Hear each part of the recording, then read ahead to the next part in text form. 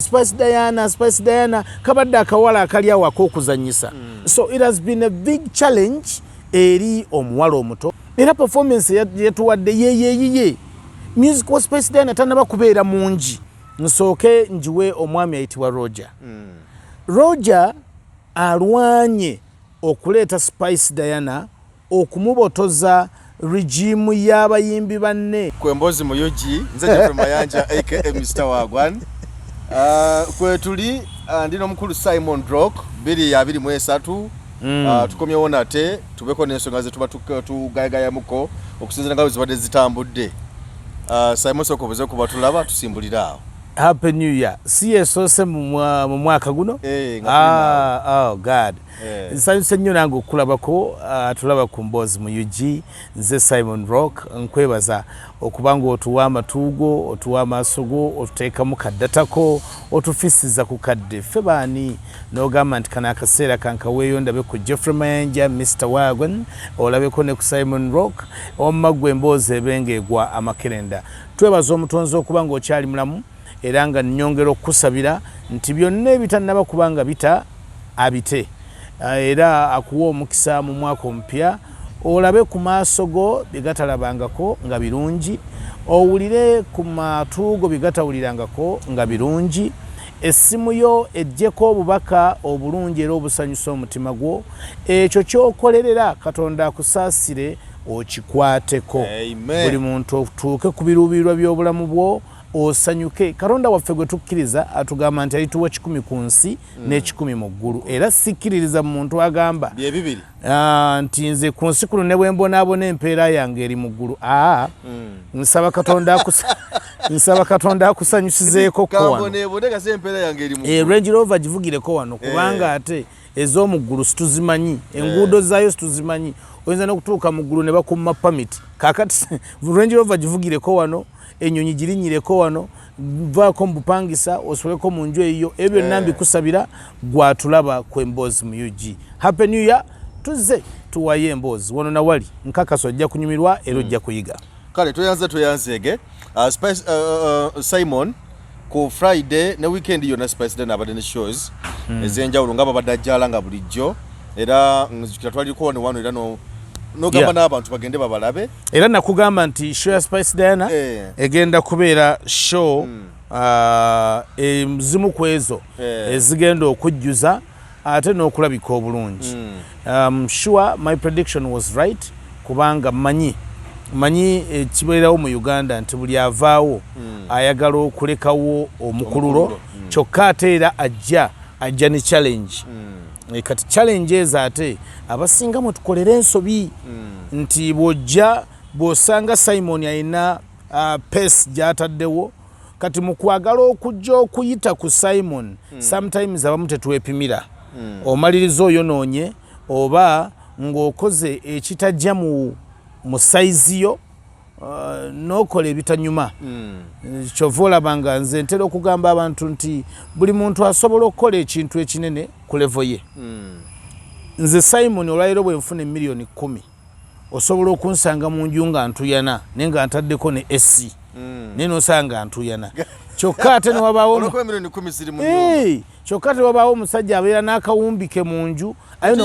n'omusanga n'emmere tagiridde ng'akulaga nti ate ezo si ze ssente ze yeetaaga. So kikyengezaako okutegeeza nti ne mu industry ne mu art gye tulimu buli muntu alina level ye.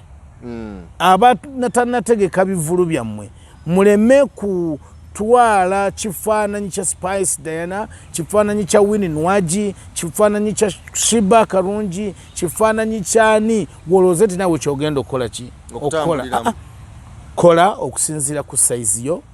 amaanyi go, obusobozi bwo, abawagizi bo bajja kujja. Era ne bw'onookola ebitali ebyo era nga abawagizi si bakujja tebajja kujja. So tuleme kutya kuba bino ebintu bitiisa.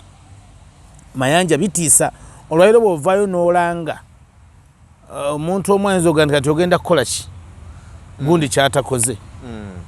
Naye tugende tukole n'abatannaba kulonkinga tulonkinge ennaku z'omwezi nga 10 February waliyo Sabasaba Gwanga Muje Cricket Oval Dr. Jose Chameleon, yes, naye ayisa abantu be gwanga mujje ana mshwa bantu bajja kujja manyi omuntu omu yambuzanga ne kamilioni ne mga kamilioni bwalanganga muveeko nze nkubuulira kamilioni simukutira kadingidi naye kamilioni ayina ekintu kye yakola ekiremye okukola abayimbi ba Uganda kamilioni ayina ekintu kye yakola ekiremye okukola abayimbi ba Uganda kamilioni ye muyimbi omu agatta amawanga gonna aga Uganda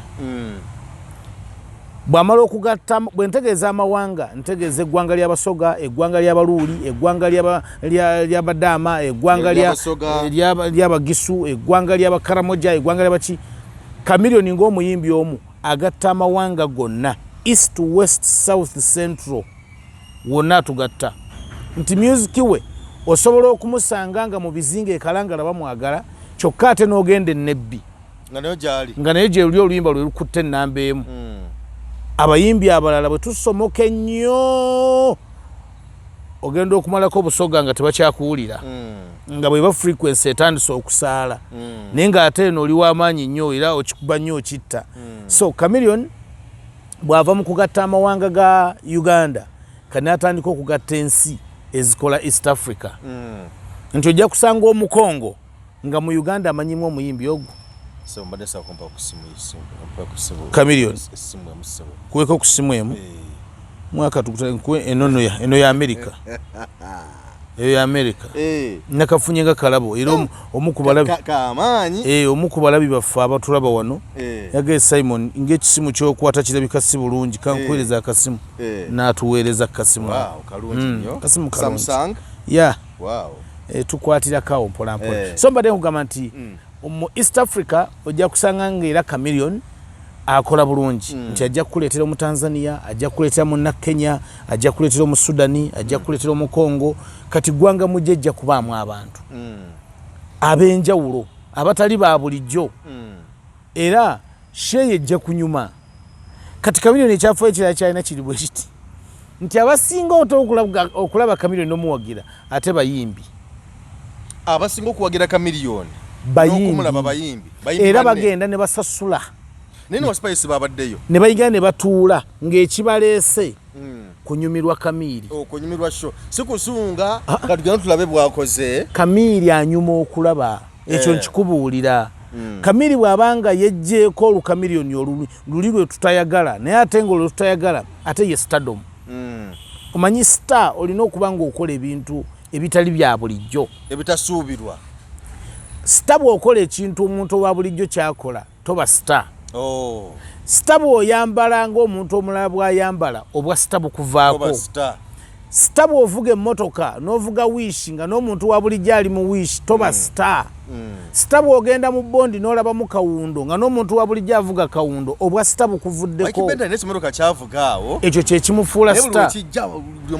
era abaana nga batandika bamulangira Suuna ba radio bani bavuga nga obumotoka bunankani nga bulina agaso yaso bikikerekere kuvuga nga avuga bwe butyo bebe kulu yena jane kihama awo nti stayenna olina okuba nga olina ebintu by'okola ebikwawula ng'era oli bwakulengera mu luse lw'abangi aga naye oli yaani kyovula abamu bambala ebigoye ebimasaamasa nti bwayimirira bwati mu bantu era omulengera nti oli ow'ekigoye ekimasaamasa oyo ye star waffe so kamilioni ebintu byakola abantu byebalowooza nti tebabyagala that is stardom obwa star kye bukutuma ntogenda kujja otuule we basiikira amandaazi naawe otuule awo kate bonaagaana okutuulawo nti yeeraga kati okweraga ye stardom naye kamilioni we do pray for you our brother ojja kukikola bulungi gwanga mujje mugende muwagire ye product gye tuyiwangaazizaawo bannange omusajja okuba nga oyimiridde ku stage okumala emyaka egisukka mu 20 stage eyo baneeteyimiririkako nga abantu obakkirizanga buli mwaka obakuba mu endongo for over 20-30 years Kamilioni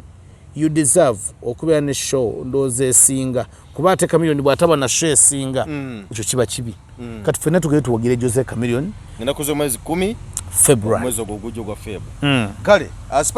tudde ku Spice Diana yakoze show yabadde nungi zigendowooza nti no kyabadde ki yabadde oke agirangidde ebbanga ddene era yabaddemu ebbugumu ery'amaanyi mu kugiranga kakasa nti oli Spice Diana kye batakoze mu kulanga show yaabwe eyo nga kulembeddwamu omukulu Mukaya promoter ne manager Roger nga basobola okwasaganya source management naye show yonna yabadde obena bino okwetooloola naye okusingira ddala amaaso abantu bagatadde ku show yabadde main show yabadde ku cricket over erugogo ne bagamba nti byonna byabadde birungi stage yabadde nnungi abakoze ku mataala biki byonna byabadde birungi kubanga abakoze ku stage era byabadde ku mataala production ne bagamba nti tekyabadde kibi yabadde nnungi omukulu Washington musajjawo yabadde ku production naye ne bagamba nti energy yabadde mutono nnyo kuva eri Spice Diana nga nti show yaboyeemu tiyabaddemu energy performance tiyabadde nnungi nnyo n'akatono okusinziira ku balabi nga bwe balabye bwe bagoberedde Spice Diana yavuddeyo enkya n'okulwaleero n'agamba nti nawandika ku mukutu gwa Twitter n'agamba nti yokusookera ddala ye n'abawagizi be bali fine n'eshow nga bwe yabadde nga bwe yatambudde era n'agamba nti tasobola kuperforminga tasobola kuyimba oba kuperforminga nga Rihanna because yes Spice Diana ekisinga kawu yali takirina you give what you have tutandikirawo nkakasa nti obadde ogoberera bulungi nnyo naye kakati what do you expect kikyolina okusuubira Spice Diana nze njagala kuwa nnyo credit omwana muwala oyo omwana muwala oyo alwanye actually ne credit kansooke ngimugyeko nsooke njiwe omwami ayitibwa Roger alwanye okuleeta Spice Diana okumubotoza regimu y'abayimbi banne abaali badde mu luserwe kuba Spice Diana yali badde atambulira mu ba Lydia Jasmine balaba Bufiye bwe batyo Karo Nantongo ng'atambulirawo mu bayimbi bwe batyo aseyeyeza omwo kati okubotola Shell okubotola olububi olwo okujja otuule mu bashiba karungi mu barema n'amakula mubani tebaweddeeyo bawini nwaji ojja otuulemu awo kitwala ebintu biringa bibiri ekisooka olina okuba nga okikoledde ebbanga ng'olina experience nfuna bulungi ekyokubiri olina okuba nga olina talent esukkawaawo ey'enjawulo kati ebintu ebyo ebibiri biyinza okuba nga tebiri nnyo ku side ya Spice nga bwe nakugamba nti Spice she is a hustler ayina element ya Eddie Kenzo nfuna bulungi nti obunafu bwe tabutunuulira anoonya ennyingo ze ez'amaanyi n'aziconcentratingako n'akola era performance yetuwadde yeyeyiye music wa Spice Diana tanaba kubeera mungi kuba music bw'abeera omungi nti omuntu abajja kukuba okitegeera naye ennyimba ze she has not made 10 hit songs tanaba kukola hit songs 10 nti bw'onoga nti musajja wuyo ayimiridde agenda kuba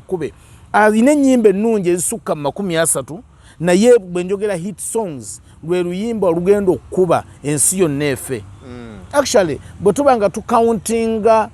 hit songs Spice Diana zayina ate lwe luyimba olusembyeyo ng'ayingira longi olulaba siri regular luyinza okuba nga ye hit song ye ate ekutte flag kyokka nga atezze mu kaseera ng'agenda mulungi actually lwe luyimba lw'osanga kati buli wamu nga baluyimba ennyimba endala zonna zimusheshe zani zonna zibaddewo naye nga nnyimba nnungi Spice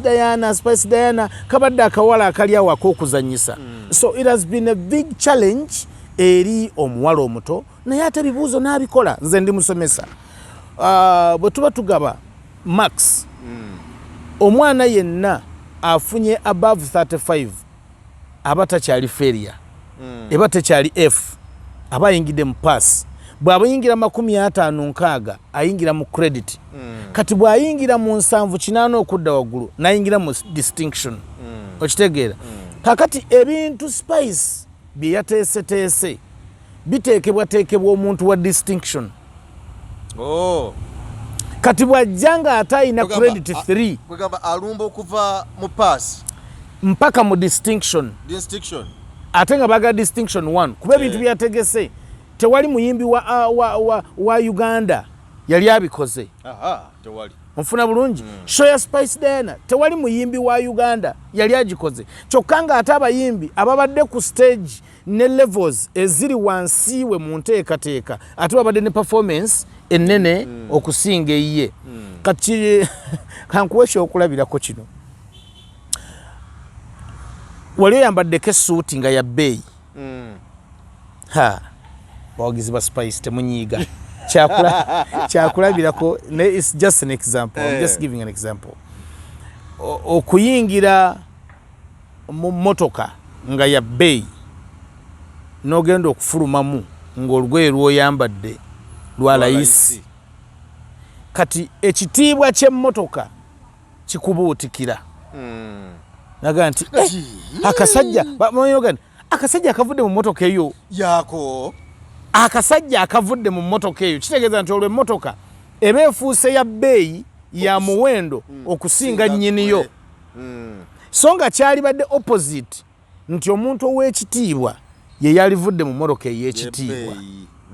so ate era olina kibalansinga nti era omuntu ow'ekitiibwa bw'ofuluma vitis olunaku lwali lwakwosa jjo mba ndi ku mulimu awo ne wajja omubaka wange owa Lubaga Alosius Mukasa naku zino abuze sikyamulaba tabuze mwali naye emmotoka gyatambuliramu kati ojjukira emmotoka ya Lukyamuzi gye yavuganga edda buno nga sina 10 wabula buno bumotoka obwedde obw'emisonso kakulanga mukene nga mwatambulira kati akamotoka kajja nga kafunnyo tuli ku station tulinda omubaka gye tugenda ku TV omusajja agenda okufuluma mu kamotoka nga ye mubaka obwedda gwe tulinze nti ebintu bye yategese byabadde binene nnyo nga birungi nnyo kati abantu baagala okubimuggyako babituume bo be baagala bikole ki bibeere bawulira nga baagala kubiwa Kenzo bawulira nga baagala okubiwa kakati bawulira nga tewali muyimbi wa Uganda abigwana nenjagala okubategeeza ekintu kimu nti if she can afford that standard ku mulundi gwe ogusoose yelonki yeesoose nga Spice Diana onfuna bulungi mumuteekeko amaaso tumuwe support omwaka ogujja bw'asigala nga Spice atambula nga bw'abadde ajja kuba abikola omwaka ogujja lwakuba nti nze ate ango gye nalabye musho ya Spice Diana yabadde endala manyi mu Uganda kati bino tubyogera mu kiti ekirala ye ng'omuyimbi byonna bimugwana era agwana n'ekisinga kaawo obunene mu management n'ebiringa ebyo naye obuzibu bw'ebintu ebyo nti mu Uganda tulina abantu baffe n'endowooza yaabwe eri wansi naddala mu byenfuna era naalisabye abantu mwenna abali mu management n'omuyimbi bw'obanga Katonda akusaasidde n'ofuna establishment ng'eyo bamanager bo baddeyo basome ng'ekibatwala okusoma bagenda kusoma business kubanga muli mu business ebintu byakoleddwa kiriba kya nsonyi nnyo era kya buswavu nnyo okumala okufuna abantu bwe batyo n'enteekateeka ennungi bw'etyo n'otuuka nga wayise ebbanga nga tewakola ssente nga tewakola ssente era nze nalabyemu engeri y'okwexaggeratinga nalabyemu engeri y'okudiibuuda era nensigala nga mbuuza nti management ya Spice Diana Roger ne banno munaakola amagoba naye nze ndowooza nti raba sita bwe babeera sitookola ekisukkulumye ku bya bulijjo the business perspective gye nnyimiriddemu eri bweti nti bw'omala okutegeka show nga bwe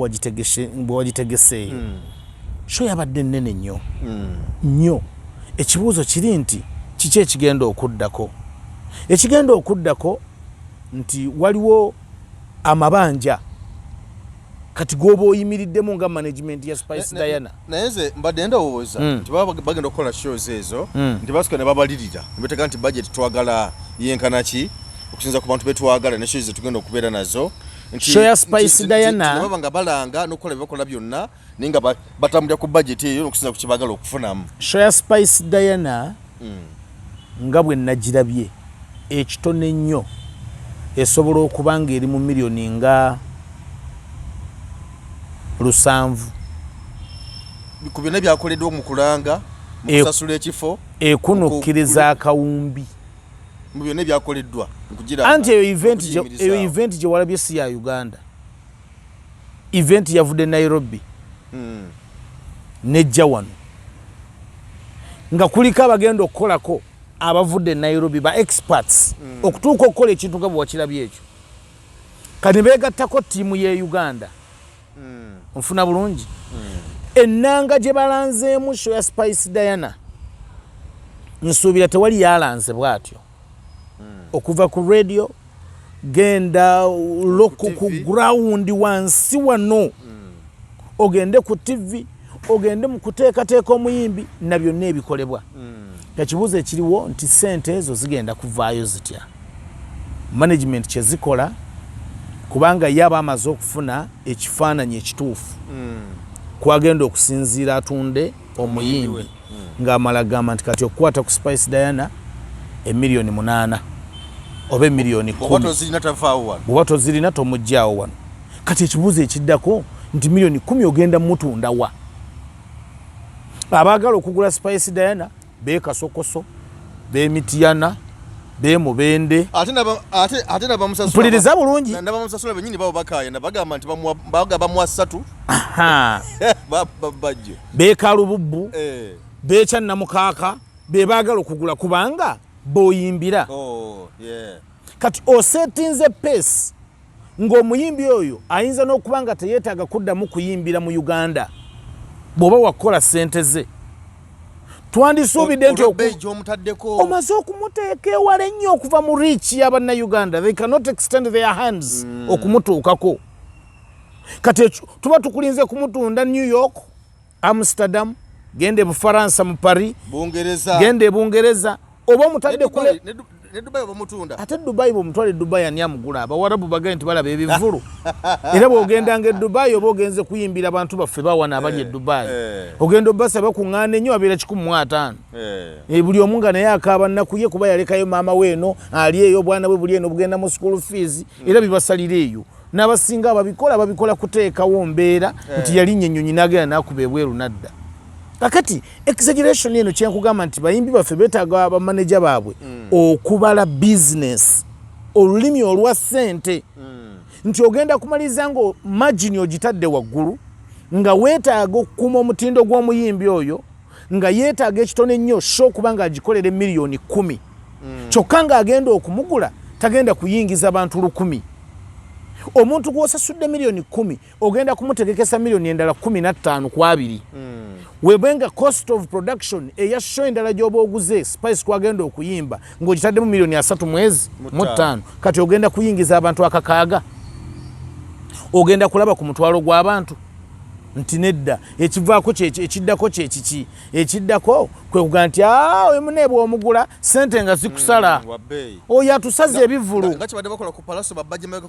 okitegedde bulungi nanti nga ge mazima miliyoni 10 bw'ozimuwa babeera abantu 100 olwedde abamaze okukola ki okugenda n'omuntu omu kati ekivulu ne bwe kiba kikoze abantu 3,000 omutesitesi abeera muloosi. So nga singa omuyimbi yali wa miliyoni 4 omutesitesi najja n'afuna abantu be 1,500 musigala nga mwenna mukoze naye asigala musanyufu nti cost of production ejja n'etuulira ddala mu income yammwe ne musigazawo ne kasente. So nze ndowoozaamu nti enteekateeka bwetyo nnungi naye ebiseera ebisinga magini bw'ogiwanika ennyo ojja kutuuka okunoonya ssente okuzikomyawo mu nsawo zikubule. Ekiddako kyekiki kwe kusanga maneja nga yadduka emisinde naga akaana kammalirawo ssente ng'amabanja gafuuse amabanja. Kati maneja bw'amala ate okudduka emisinde omuyimbi aba atuuse okugwa naye nga mwenna ekyabasuula kwe kuwanika akati mu bbanga naye nga akati mu bbanga gye mukawanise tewali yaaliyo kawanula ne kalaalira nga n'enkonyogo gye mukasuse tereeseeyo wadde omuyembe ogumu. Abayimbi abakoze ssente wano e Kampala bazikola batya? Genda katono nnyo weebuuze nti bwe nseetinga peesa eno omuyimbi wange mmutwala wa? Bw'ebanga tageti yo yakumutwala nga export wa kugenda international, that's the best way. oba omaze okukikola nti maze okumuwanika kati ekiddako nina ba promoters bange mu America njagala kubalaga omuyimbi wange wakoze eki watuuse tandika okufuna bookings ne ba promoter bange Nigeria tandika okufuna bookings nga ne music wamuteekayo nga gyali atuukagana n'omutindo gwabwe ng'era nabo bakimanyi. Make some noise nga toli wa bulijjo. Let's go.